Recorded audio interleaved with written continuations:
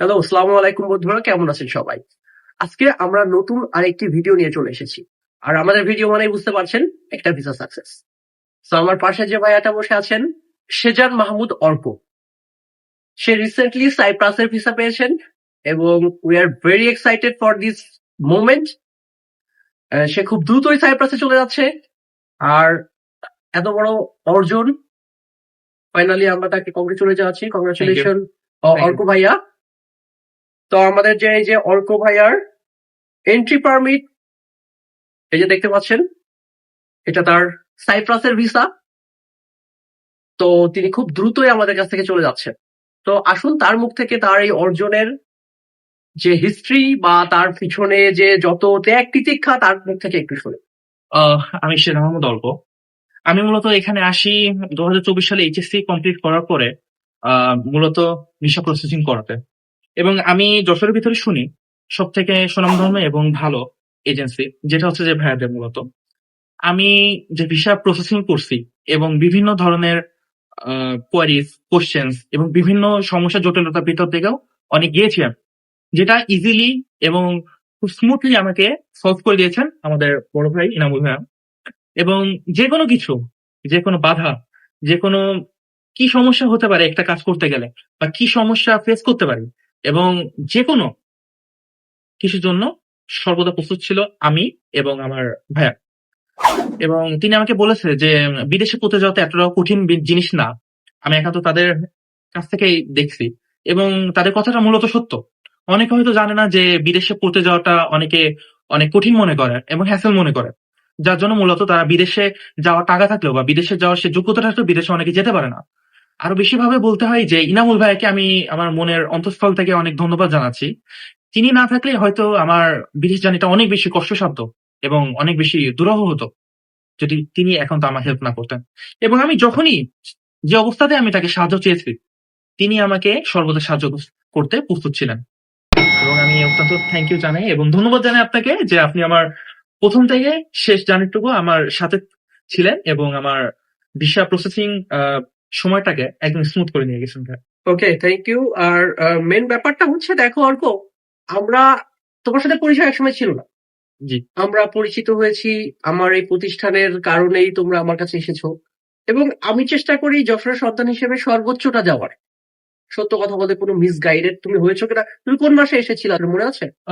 আমি এসেছিলাম এপ্রিলে। এপ্রিল, এখন হলো নভেম্বর, তাই না? এপ্রিল, জি, May, June, July, August, September, October, November, almost 7 months. So এই 7 মাসে যে জার্নিটাই, আমরা যে দূরত্বটা নিয়ে প্রথমে স্টার্ট করছিলাম, এখন কিন্তু সেই দূরত্ব নাই। জি, যে চেয়ারের যে দূরত্ব দেখছো, তার থেকে আমরা কাছে, তাই না? জি, অবশ্যই। আমি জানি না কোনো মিসআন্ডারস্ট্যান্ডিং হয়েছে কিনা, আমার জানা মতে হয় নাই। তো আলটিমেটলি আমাদের পক্ষ থেকে যেটা করেছি বা সবার সাথে যেটা করি, যে কথা কাজে মিল রাখা, তাই না? জি আমি ভাই, জানতাম তুমি অন্য অন্য জায়গা থেকে অনেক যশোরের অনেক এজেন্সিতে গিয়েছিলাম, জি, এবং সেখান থেকে মোটামুটি তুমি স্যাটিসফ্যাকশনটা তোমার কাছে নিতে পারে নাই বলেই এমনকি তাদের কাছে ফাইল নিয়ে আমার কাছে এসেছো। এমন কিছু ছিল, তাই না? জি, এমন কিছু। ছিল এরকমই, জি, আমি জি, যতটুকু জানি। তো এজেন্সি অনেক রকমের আছে, অনেক ভাবে করছে। তো সেটা পার্ট না, পার্ট হলো আমরা যে যে পেশায় থাকি না কেন, আমাদের সর্বোচ্চটা দেওয়ার চেষ্টা করা উচিত। তো আমরা সেটাই করেছি। প্রত্যেকটা স্টুডেন্টকে আমরা খুবই নিবিড় ভাবে পর্যবেক্ষণ করি এবং তার সুইটেবল কান্ট্রি গুলো আমরা সিলেক্ট করি এবং তার চাহিদা অনুযায়ী আমরা অ্যাপ্লাই করি। ঠিক আছে? এমন না যে সে চাইলো এক জায়গায়, আমরা দিয়ে দিলাম আরেক জায়গায়, এমন কিছু না। তো তাদের সাথে কোলাবোরেশনেই আমরা সামনে এগিয়ে যাই। তো এখন যে ব্যাপারটা হচ্ছে, সাইপ্রাস নিয়ে এখন অনেক ইস্যু, তুমি জানো, জি, তুমি চলে যাচ্ছ। তো অনেক স্টুডেন্ট আছে যারা কনফিউজ যে আসলে তারা রাইট ট্র্যাকে আছে কিনা, তাদের ফাইল মাইগ্রেশনে আদৌ গিয়েছে কিনা। অনেক কথা আছে, কারণ এত লেট হচ্ছে, একটা স্টার্ট পজিশনে আছে। বাট এর ভিতর দিয়ে তুমি ভিসা পেয়েছো, আমি জানি তুমি অনেক স্যাটিসফাইড জি, এবং তুমি অবশ্যই। সেটা স্বীকারও করেছো।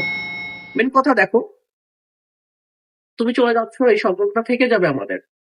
আর তুমি হলো যশোরবাসীর গর্ব। মানে সেনজেন হয় নাই, বাট উড বি সেনজেন। আমি ঢালাভাবে বলতে পারছি না যে সেনজেন হবে, কারণ এটা আমাদের পার্ট না। জি, অনেক এজেন্সি বলতেছে যে সেনজেন হয়ে যাবে, তাড়াতাড়ি চলে যাও। না, এটা উড বি সেনজেন। কালকে যদি সেনজেন হয়ে যায়, তোমরা লাকি।